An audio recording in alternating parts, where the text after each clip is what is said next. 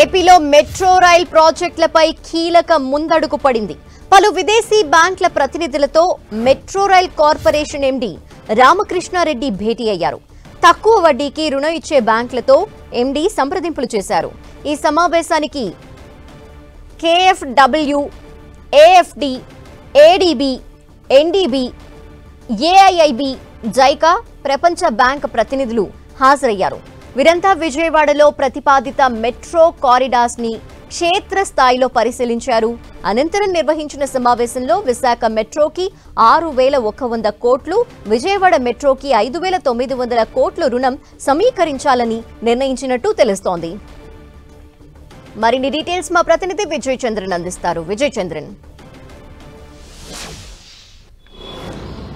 ఆంధ్రప్రదేశ్లో 2 మెట్రో రైళ్లు త్వరలో రాబోతున్నాయి. దీనికి సంబంధించి విశాఖ, విజయవాడ మెట్రో రైలు ఏర్పాటు చేయాలని చెప్పేసి చంద్రబాబు నాయుడు గతంలో ముఖ్యమంత్రిగా ఉన్నప్పటి నుంచి ప్రయత్నాలు మొదలుపెట్టాడు. తర్వాత 5 సంవత్సరాల పాటు దీనికి సంబంధించినటువంటి ప్రాజెక్ట్ అనేది పడకేసిందని చెప్పచ్చు. మళ్ళీ తర్వాత చంద్రబాబు నాయుడు ముఖ్యమంత్రి అయిన తర్వాత మెట్రో రైళ్లు ప్రతిపాదన తీసుకురావడం జరిగింది. దీనికి సంబంధించి విదేశీ బ్యాంకులు కూడా లోన్లు ఇచ్చేందుకు ముందుకు వస్తుండటంతో త్వరలో ఈ మెట్రో రైలుకు సంబంధించినటువంటి పనులు ప్రారంభమయ్యే అవకాశాలు కనపడుతున్నాయి. మెట్రో రైలు సంబంధించినటువంటి కార్పొరేషన్ లిమిటెడ్కు సంబంధించిన అధికారులు దీని మీద దృష్టి పెట్టారు. విదేశీ బ్యాంకులతో చర్చలు జరుపుతున్నారు. తక్కువ వడ్డీలకు ఎవరెవరైతే కనుక బ్యాంకులు రుణాలు ఇస్తారో ఆ బ్యాంకులతో వీరు చర్చలు జరిపి తక్కువ వడ్డీ తీసుకొని ఈ ప్రాజెక్టులను కంప్లీట్ చేయాలని భావిస్తున్నారు. ఇప్పుడైతే కనుక ఏఐఐబి బ్యాంకు అధికారులతో metro rail corporation MD Ramakrishna Reddy సమావేశమయ్యి దీనికి సంబంధించినటువంటి చర్చలు జరిపారు. అంతేకాకుండా ఈ బ్యాంకు ప్రతినిధులు ఈ మెట్రో రైలు వెళ్లేటువంటి ప్రాంతాలు ఏదైతే ఉన్నాయో ఆ ప్రాంతాలను కూడా క్షేత్రస్థాయిలో పరిశీలన కూడా చేయడం జరిగింది. ఇప్పటి వరకు మనం చూస్తే కనుక ఈ మెట్రో రైలు కంపెనీకి రుణాలు ఇచ్చేందుకోసము కేఎఫ్డబ్ల్యూ, AFD, ADB, NDB, AIB, JICA, ప్రపంచ బ్యాంక్ ప్రతినిధులు దీనికి అంటే రుణాలు ఇచ్చేందుకు ఉత్సాహం చూపుతా ఉన్నారు.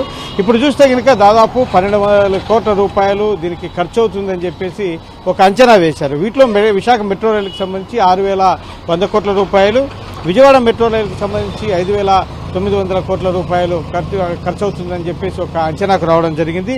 ఈ తక్కువ వడ్డీకి అంటే లోన్లు ఎవరు ఇస్తారో ఆ బ్యాంకుల ద్వారా నుంచి వీటిని తీసుకోవాలని చెప్పేసి ప్రభుత్వం భావిస్తూ ఉంది.